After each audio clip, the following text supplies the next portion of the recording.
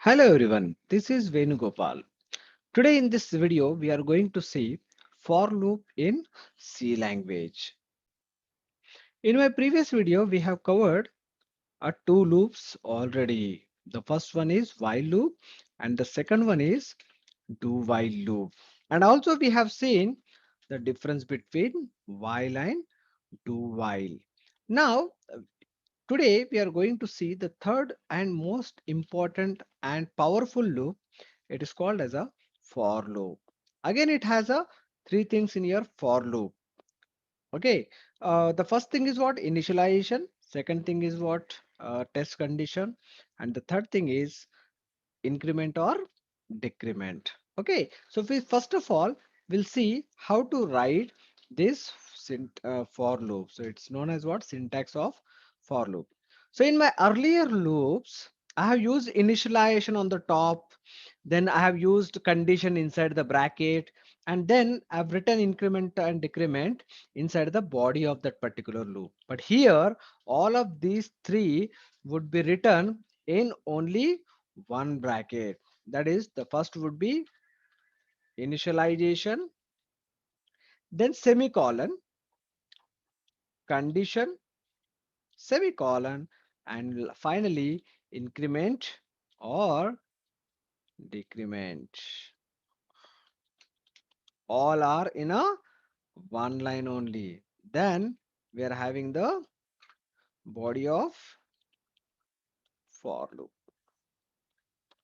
This loop is called as a what a strong loop compared with the previous loops because of the writing of this all condition initialization and increment and decrement will be in the one line only, right? So this is one more thing. This is very easy whenever you want to use a looping statements. So always most of the people they are preferred to use this for loop, right? So again the execution will be same as that we have seen in our previous two loops. Okay, the first thing is what the initialization will be takes place first. This would be the first execution, and you know that initialization will be done only once. After that, it will check for the condition. This would be the second step. And if the condition will be true, then the cursor will be directly come inside the body of this for loop when the condition is true. And it will then goes and after that for the increment. This is third. Okay, and after that it will again back for the checking the condition, and if again condition is true, then this loop will be executing continuously. The moment the condition is become false, it directly exit from the looping structure. Okay, so here we are mentioning all of these three. The difference is what, only we are mentioning all of these three in a single line only inside the round parenthesis. So quickly we will see one demo of same program that we have seen for the two videos, that printing of some numbers, but this time using what, for loop. So program is very simple. Hash include stdio.h, then void main.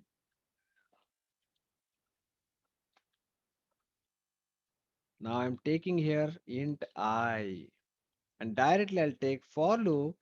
What is the first line here? That should be the initialization. So I equals to I want from 1, right? After that, the condition I less than equals to 10, and I want the incremented side of numbers. So I'll print here, printf.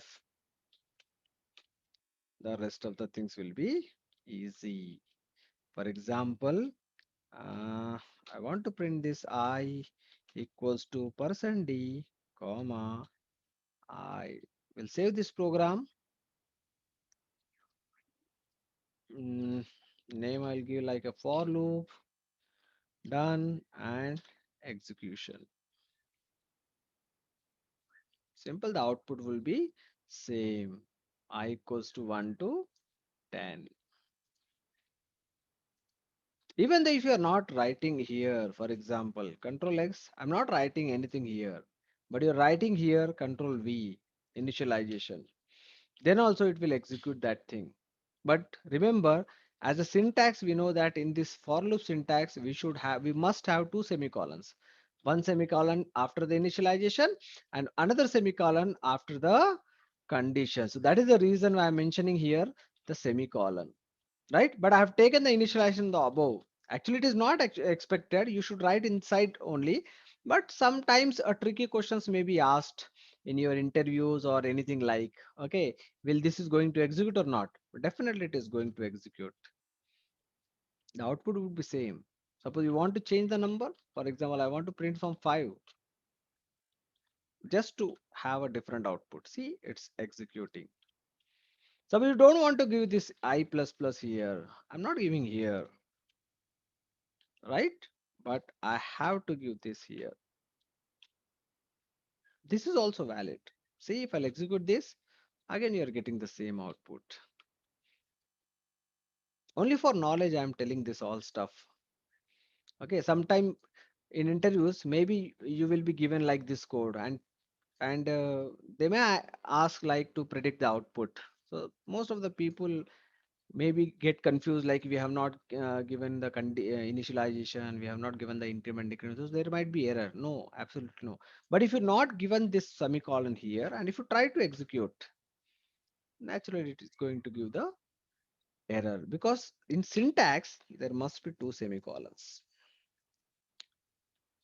So that's it. We'll keep that code as it is, like this. So this is all about a for loop, very simple. If you want to print in a decrement, no problem. If I suppose I want to print a number from 10 to 5, you know that now code, right? I want to greater than equal to how? For example, 5. So 10 to 5, and it will be in a decrement mode.